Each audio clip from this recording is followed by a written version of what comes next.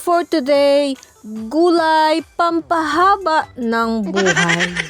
At dahil nag-sale ang Akala mo pipino, naman kung gaano kamahal ang pipino. Bumili ako ng 4 na piraso dahil ang 2 piraso ay nagkakahalaga ng $3.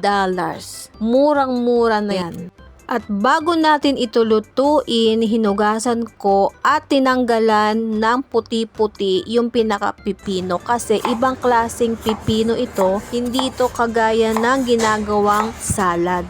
Tinanggal ko din yung pinakagitnang bahagi kasi magtutubig ito kung hindi natin tatanggalin. At hiniwa-hiwa lang natin ang paislan para naman kahit papaano may konting design yung ating pipino. Pagkatapos kong hiwa-hiwain, nilagyan ko yan ng asin, chicken powder at konting asukal. Itinuro ni Lola yung ganitong technique sa akin para daw maalis yung aftertaste nung pipino. At sa kanya ko din natutunan na pwede palang gulayin ang cucumber. At ano na ang next natin gagawin? Ito nga at ako'y maghuhugas ng mushroom. Ganitong klaseng mushroom yung aking isasahog dyan sa ating pipino. Pwede nyo naman kahit anong klaseng pipino ang inyong isahog dyan ay pwede naman.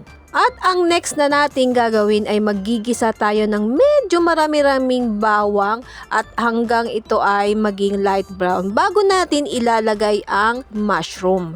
At maglalagay na din ako ng pauna nating pampalasa, paminta, konting asin.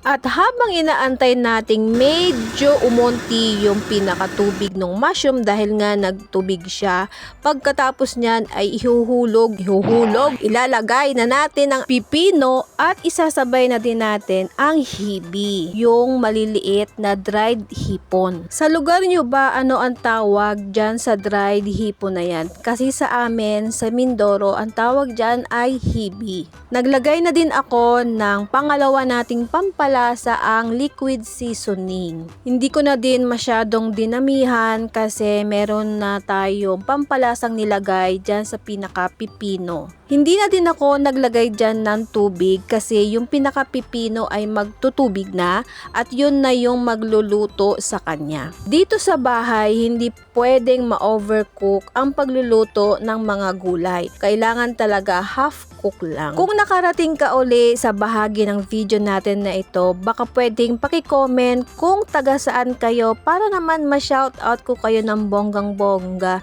sa next nating luto-lutuan series. At sana makatulong muli ang ating munting recipe sa inyong mga menu araw-araw. At maraming salamat sa inyong panonood at pag-share ng ating mga video.